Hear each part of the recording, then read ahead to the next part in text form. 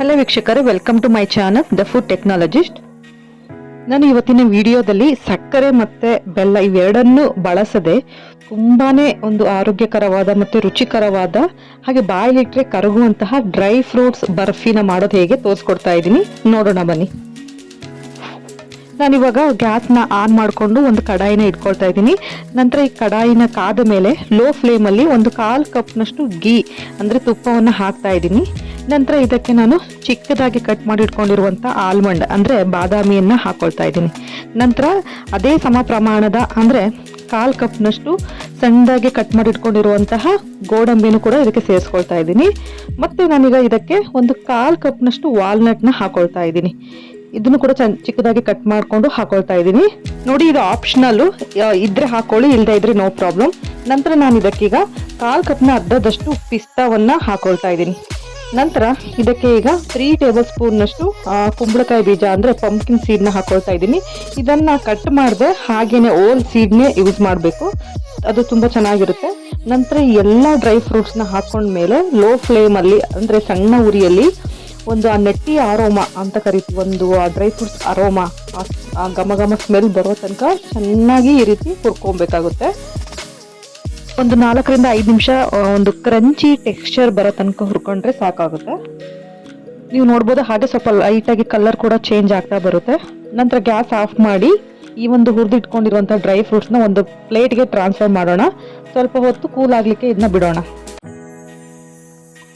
ನಾನಿಲ್ಲಿ ಯಾವುದೇ ಸಕ್ಕರೆ ಆಗಲಿ ಬೆಲ್ಲ ಅಥವಾ ಜೇನುತುಪ್ಪ ಯಾವುದನ್ನು ಯೂಸ್ ಮಾಡ್ತಾ ಇಲ್ಲ. ಹಾಗಾದರೆ ಈ ಒಂದು ಬರ್ಫಿಗೆ ಸ್ವೀಟ್ನೆಸ್ ಯಾವುದರಿಂದ ಬರ್ತಿದೆ ಅಂತ ನಿಮ್ಗೆ ಏನಾದರೂ ಡೌಟ್ ಇದ್ದರೆ ನೋಡಿ, ನಾನಿಲ್ಲಿ ಹಸಿ ಖರ್ಜೂರನ ಯೂಸ್ ಮಾಡ್ತಾ ಇದ್ದೀನಿ. ಇದೇ ಒಂದು ಖರ್ಜೂರ ಮೇನ್ ಇಂಗ್ರೀಡಿಯೆಂಟ್ ಈ ಒಂದು ಬರ್ಫಿಗೆ ಸ್ವೀಟ್ನೆಸ್ನ ಕೊಡುತ್ತೆ.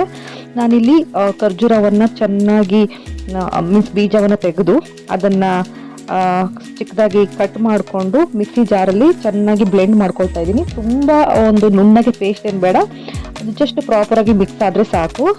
ನಾನೀಗ ಡ್ರೈ ಫ್ರೂಟ್ಸ್ ಹುರಿಲಿಕ್ಕೆ ತೊಗೊಂಡಿದ್ನಲ್ಲ ಅದೇ ಕಡಾಯಿಗೆ 1 ಟೇಬಲ್ ಸ್ಪೂನ್ ತುಪ್ಪ ಹಾಕ್ಕೊಳ್ತಾ ಇದ್ದೀನಿ.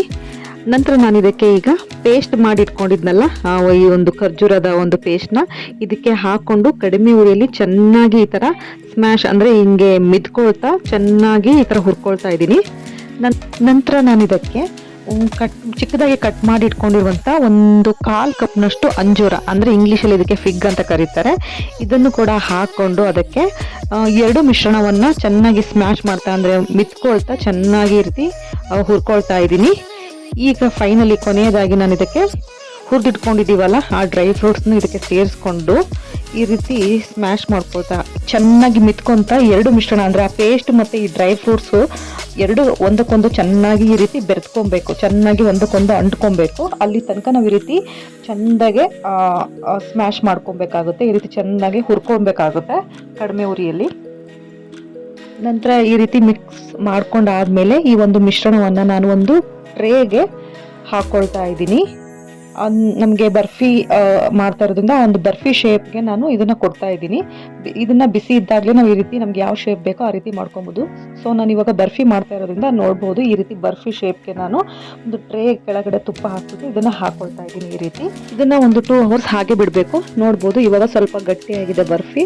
ಮೊದಲಿಗೆ ನಾವು ಎಡ್ಜಲ್ಲಿ ಈ ರೀತಿ ನೈಫ್ ತಗೊಂಡು ಕಟ್ ಮಾಡ್ಕೊಬೇಕು. ನಂತರ ಇದನ್ನು ಬರ್ಫಿ ಶೇಪಲ್ಲಿ ನಾವು ಪೀಸಸ್ ಆಗಿ ಕಟ್ ಮಾಡ್ಕೊಬೇಕು.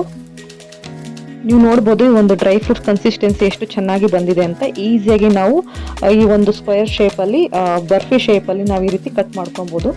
ನೋಡ್ಬೋದು ಎಷ್ಟು ತುಂಬಾ ಒಂದು ರುಚಿಕರವಾದ, ಅಷ್ಟೇ ಬಾಯಿಲಿಟ್ಟರೆ ಕರಗುವಂತಹ ಈ ಒಂದು ಬರ್ಫಿ ಚಿಕ್ಕ ಮಕ್ಕಳಿಂದ ಹಿಡಿದು ದೊಡ್ಡವರು ಕೂಡ ಇಷ್ಟಪಟ್ಟು ತಿನ್ನುವಂತಹ ಈ ಒಂದು ಆರೋಗ್ಯಕರ ಮತ್ತು ರುಚಿಕರ ಬರ್ಫಿ ನಿಮಗೆ ಇಷ್ಟ ಆದರೆ ನಿಮ್ಮ ಫ್ಯಾಮಿಲಿ ಮತ್ತು ಫ್ರೆಂಡ್ಸ್ ಜೊತೆ ಶೇರ್ ಮಾಡಿ. ನೀವೇನಾದರೂ ನನ್ನ ವಿಡಿಯೋನ ಫಸ್ಟ್ ಟೈಮ್ ನೋಡ್ತಾ ಇದ್ದರೆ ನನ್ನ ಚಾನಲ್ನ ಸಬ್ಸ್ಕ್ರೈಬ್ ಮಾಡಿ, ಆದಷ್ಟು ಶೇರ್ ಮಾಡಿ. Thank you.